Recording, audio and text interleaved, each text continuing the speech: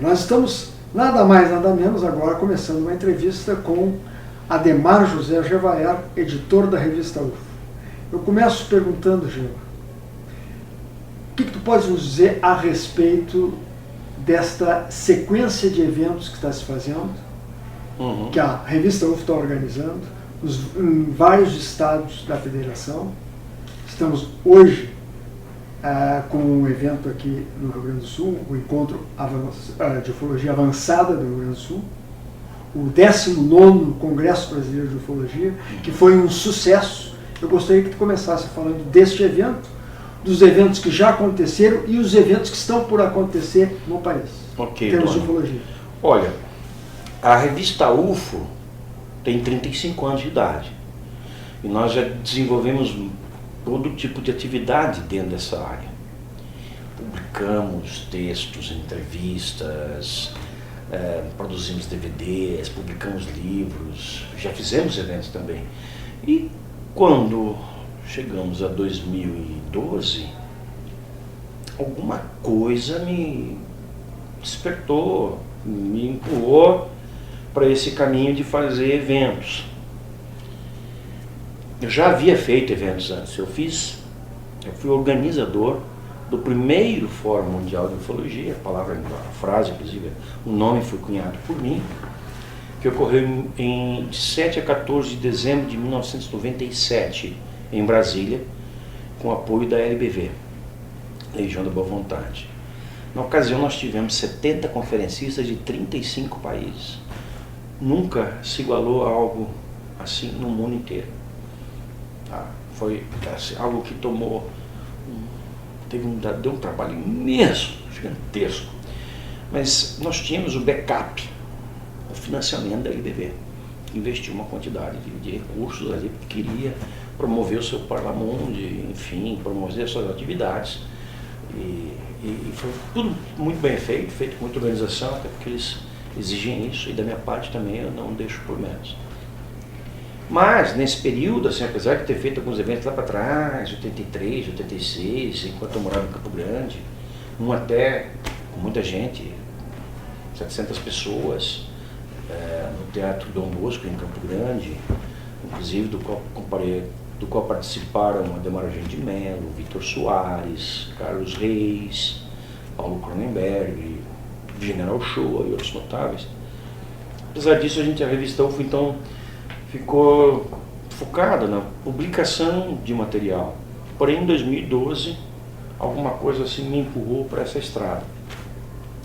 E eu comecei a fazer os eventos e já parti assim em um grande estilo. Eu pensei, vou fazer mais um Fórum Mundial de Ufologia. Eu fiz o primeiro, o segundo e o terceiro foram feitos por um outro cidadão, a quem eu cedi o nome. Então eu peguei o nome de volta e fiz o quarto Fórum Mundial de Ufologia. E como a gente estava fazendo em Foz, eu tive a sacada de fazer, a gente estava fazendo em Foz do Iguaçu, eu tive a sacada de fazer o UFOS, UFO com Z, muito legal. Pegou, né? Tivemos um patrocínio da Itaipu naquela ocasião, tivemos apoio do Convention Bureau e os eventos foram. Tivemos o quarto, o quinto, o sexto, o sétimo, o oitavo.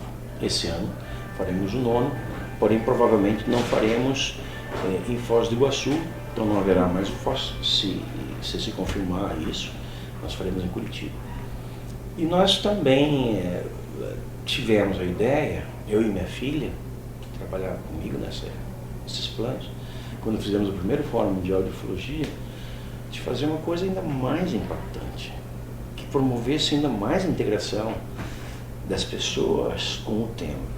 E a ideia foi fazer o Fórum Mundial de Contatados, cujo primeiro número, a primeira edição, foi realizada no Sesc Cacupé, em Floripa, com 400 pessoas. O auditório ficou tomado. Um mês antes a gente teve que encerrar as inscrições.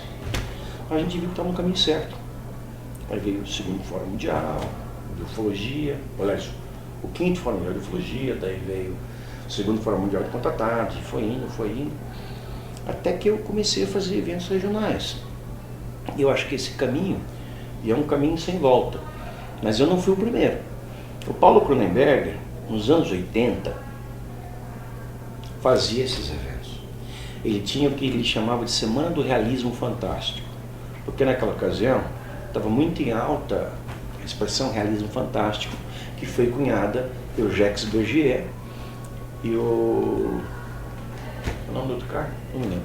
O fato é que eles foram fundadores da revista Planète, francesa, que depois veio para o Brasil, a revista Planeta. Eu trabalhei na Planeta, eu escrevi para a Planeta dos 18 aos 24 anos de idade, né? Eu era correspondente, escrevi artigos, cheguei a fazer edições especiais da Planeta. E o Paulo Cronenberg teve essa sacada de fazer as Semanas do Realismo Fantástico. Eu participei de várias. Ele fez uma em Belo Horizonte, Manaus, Teresina, Salvador, Rio, São Paulo. E eu participei de várias. Na de Belo Horizonte, pra você ter uma ideia, que foi, se eu não me engano, em 1982, a plateia tinha 700 pessoas. Eu fiz a palestra de abertura, porque era para ser feita pelo Ademar Eugênio de Mello, que não pôde comparecer, e eu fiz a palestra de abertura com 700 pessoas. Foi assim, a minha prova de fogo. E como ele conseguia botar 700 pessoas numa época que não existia internet, eu não sei, mas ele conseguia. E o que eu estou fazendo hoje, assim, segue muito da inspiração dele e dos precursores da ufologia brasileira. O Vitor Soares, a Dona Irene Grande, o Shoa, que fez 2 congressos internacionais, dos quais eu participei.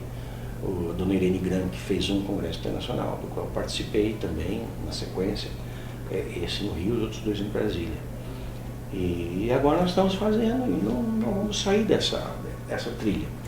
Está sendo importante levar essa informação para todos esses lugares. Então, a gente, né, nesse ano, apenas a gente já fez um evento em março, em Curitiba, foi o 18º Congresso Brasileiro de Ufologia, 3º Encontro de Ufologia Avançada do Paraná, super bem sucedido. Agora acabamos de fechar aqui em Porto Alegre o 19º Congresso Brasileiro de Ufologia, o 1º Encontro de Ufologia Avançada do Estado do Rio Grande do Sul. Também muito bem sucedido, as pessoas estão saindo daqui em êxtase. Daqui 2 meses a gente se encontra, a nossa turma, isso também é uma coisa muito boa, porque a gente estreita os nossos laços, a nossa turma, né, uns menos, outros mais, porque a gente tenta mexer os elementos dessa engrenagem, né? A nossa turma se encontra em Belo Horizonte, de 21 a 23 de julho.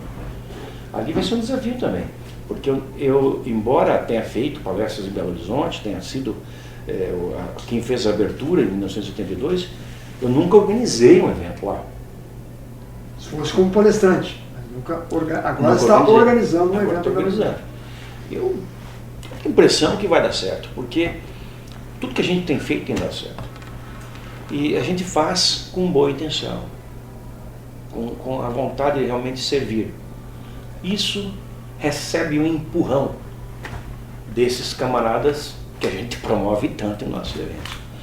Daí, depois de Belo Horizonte, nós vamos a Campinas. Depois de Campinas, nós vamos a Salvador. E encerramos o ano com o Fórum Mundial de Ufologia, o 9º, que ou ocorre em Foz do Iguaçu, e aí ele será o 6º Foz, ou ele ocorrerá em Curitiba, então não será mais o Foz, mas terá a mesma essência. Essas são as nossas atividades programadas para esse ano. Mas tem mais, porque em junho nós temos na cidade de Peruíbe, no litoral de São Paulo, que é conhecida pela sua rica casuística ufológica, o 12º Encontro Ufológico de Peruíbe. E pela 6ª vez a prefeitura me chama: Gevaer, por favor, venha organizar. E eu estou organizando. Vamos trazer Travis Walton, contatado do Zio Americano.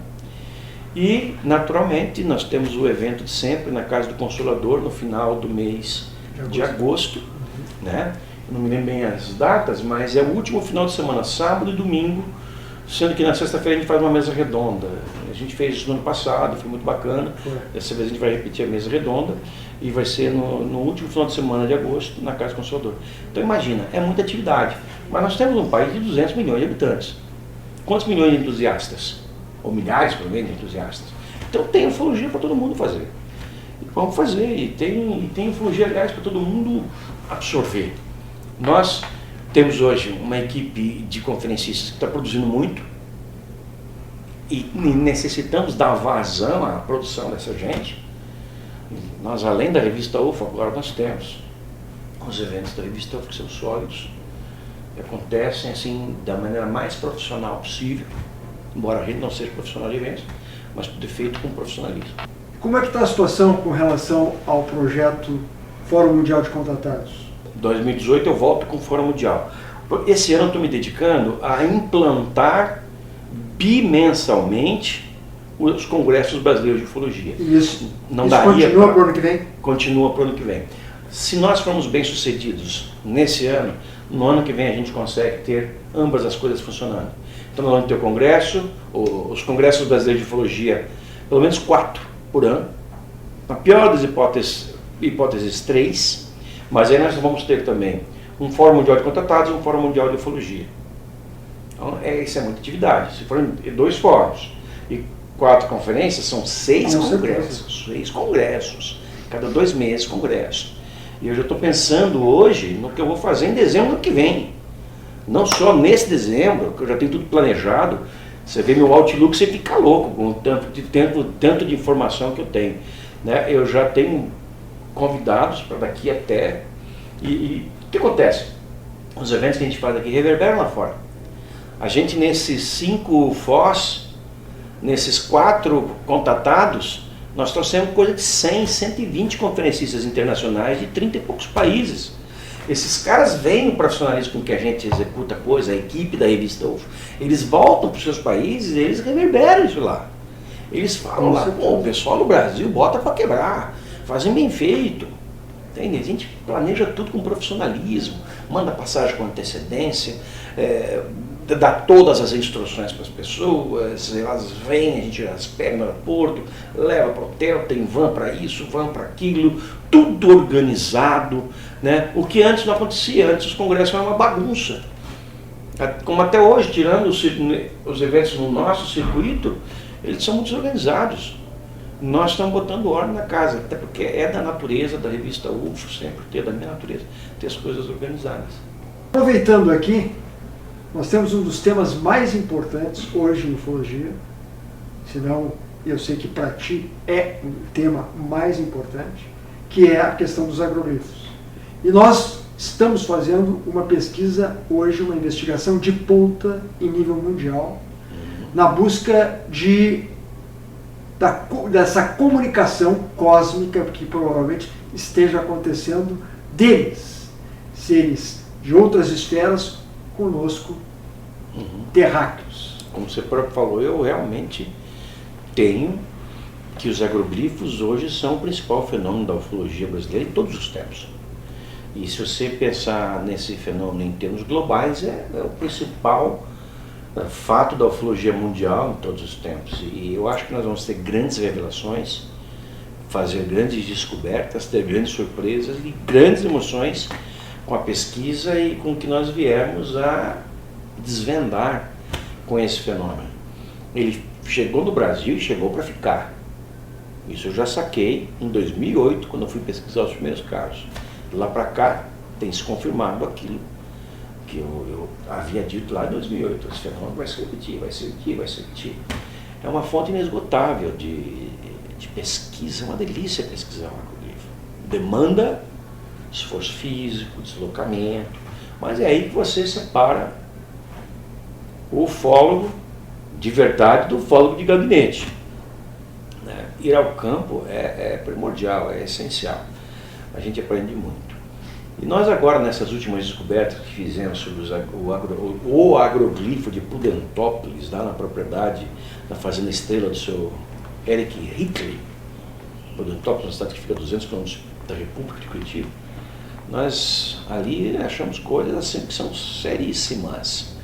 Primeiro, o fato de ter havido uma esterilização do perímetro do agroglifo, exterminando toda a vida microbiana, que é uma coisa raríssima. Não se achou nenhum traço de vida microbiana dentro dos agroglifos. Então a mesma energia que produziu aquele agroglifo, sem causar dano às plantas, limpou as plantas de micro-organismos, que em muitos casos são até fundamentais ao desenvolvimento da planta. Mesmo os organismos, os micro-organismos do solo, como por exemplo o risóbio, que é uma bactéria que fixa nitrogênio, tá? Tanto na raiz, na rizosfera, como se chama, do trigo quanto da soja e de outras culturas. Ela fixa o nitrogênio e empurra esse nitrogênio para dentro das plantas para fazê-las crescer vigorosas. E mesmo vocês manipulando lá na coleta do material para ser levado à análise, vocês também carregavam o micro-organismo. E esses micro-organismos também não se manifestaram nos resultados? Nós não tivemos exatamente assim, um cuidado cirúrgico na coleta, até porque nós estávamos num ambiente ao ar livre, né? E nós também não esperávamos nem esse tipo de resultado. Foi uma surpresa completa. E felizmente essa descoberta foi feita não de uma maneira rudimentar, mas com todos os requisitos do procedimento científico, do método científico, entende, por professores de uma universidade consagrada, a Universidade Federal de São Carlos, e 2 profissionais altamente capacitados e qualificados. Então, eles descobriram que nem sequer as bactérias que estavam nas nossas mãos, nós colhemos as plantas, e Tony Najar-Kurovsky, coeditor da revista, nós colhemos. Pelo menos as bactérias que estavam na nossa mão tinham que ser transferidas para as amostras. Nem isso. Com certeza. Nada. Nem isso, por exemplo, algumas pessoas falaram, mas vocês não tiveram os cuidados básicos de fazer a coleta com luvas, etc. Tal. Ótimo, melhor ainda, porque o resultado mostrou que mesmo as amostras tendo possivelmente sido contaminadas com as bactérias das nossas mãos, essa contaminação não apareceu lá. Já outro grupo falou assim, mas vocês mandaram como essas amostras de terra e de planta para o professor Fernando Moreira analisar lá em São Carlos? Nós mandamos pelo correio, via Sedex. Então passou pelo raio-x, isso é que esterilizou a planta. Por que não esterilizou, já que estava na mesma caixinha, as amostras de terra e de plantas do lado de fora do agroglifo, onde havia abundância de vida microbiana? Era só as amostras das plantas e do solo de dentro do agroglifo que não tinham vida microbiana. Então não há como criticar esse tipo de resultado. E o que nós vamos fazer agora? Sabendo que esse fenômeno acontece, nunca ninguém descobriu isso em lugar algum do planeta Terra, onde os agroglifos acontecem, agora sabendo que isso ocorre, nós vamos pesquisar com muito mais rigor, fazendo coleta em inúmeros pontos, até para ver se em algum lugar do agroglifo há, vamos dizer, 20% da vida microbiana de antes, ou se todo o agroglifo teve a sua vida microbiana esterilizada. Não sabia isso. E a outra descoberta foi de que há um elemento no centro do agroglifo, alguns metros de altura, emitindo sinais eletromagnéticos, como se fosse uma mensagem, porque é rítmica, entende? Ela é pulsante. Ela é pulsante, ela é como uma batida cardíaca, ela faz isso, mas num ritmo não exatamente como uma batida cardíaca, mas num ritmo inteligente, artificial, que não se encontra na natureza, não é possível disso estar na natureza. E isso está associado ao agroglifo, porque nós detectamos isso exclusivamente dentro do agroglifo. Fora não havia nada. E depois de algum tempo já também havia se extinto essa fonte produtora dessa mensagem. Agora o que nós vamos fazer? Já que nós agora sabemos o que ler, onde ler e como ler, nós vamos fazer essa leitura. E vamos ver se é uma mensagem, qual é o seu significado. E se houver isso, nós vamos passar para o próximo passo, que é dar a resposta. E a altura com relação a esse campo eletromagnético pulsante que foi detectado no centro da figura, vocês chegaram a determinar a altura ou ela pode atingir... Não, porque quando esse trabalho foi feito pelo Alcides Cores, que é físico e é especialista em área de comunicação digital, no aeroporto Afonso Pena, em Curitiba. Não se esperava fazer essa descoberta. Sim. Então, se mediu aquilo que se pôde medir. Não houve uma precisão na altura. Estava a alguns metros, mas do centro do agroglifo. Não estava deslocado, do centro do agroglifo. Agora, como eu te falei, nós sabemos o que ler, onde está isso que nós vamos ler e como nós vamos ler, ou seja, com os equipamentos certos, nós vamos fazer todo tipo de determinação. Nós vamos, inclusive, ficar vários dias nos agroglifos, sabe, para fazer um estudo do decaimento, se houver, do processo de emissão da onda das ondas eletromagnéticas. E se ao longo do dia o padrão muda, se de manhã é um padrão, se à tarde é outro, se à noite é outro, enfim. Vamos tentar descobrir tudo que for possível descobrir. Radiação, assim, por exemplo, detector Geiger por uma radiação. Já fizemos essa medição. Já fizeram? Não encontramos nada. Não. Já fizemos a medição de eletromagnetismo e, à exceção de as bússolas ficarem doidas dentro do agroglifo, a gente não detectou mais nada além disso. Mas nós agora vamos fazer toda... Nós vamos passar a cartilha. Tá? Todos os procedimentos que devem ser feitos, que forem sugeridos por especialistas, tanto em biologia, agricultura, quanto em física, em radiação, etc. e tal, em ondas eletromagnéticas, vamos seguir, fazer todos os exames gradualmente e vamos esgotar a cartilha. Para encerrar, uma última perguntinha. Para ti, estamos em 2017, nos aproximamos já do que se espera que possa vir a acontecer em 2019 ou nos anos subsequentes. Mas qual para ti é o futuro da ufologia em termos de planeta? A ufologia que teve um pouco estagnada algumas décadas e que hoje no Brasil sobrevive graças assim a essa equipe que abraçou a revista UFO, que faz parte dela, que faz os eventos, etc. e tal. Eu acho que a ufologia daqui para frente, e é justamente a revista UFO que está à frente das investigações dos agroglifos. Se não fosse a UFO, ninguém saberia nada disso sobre os agroglifos, né?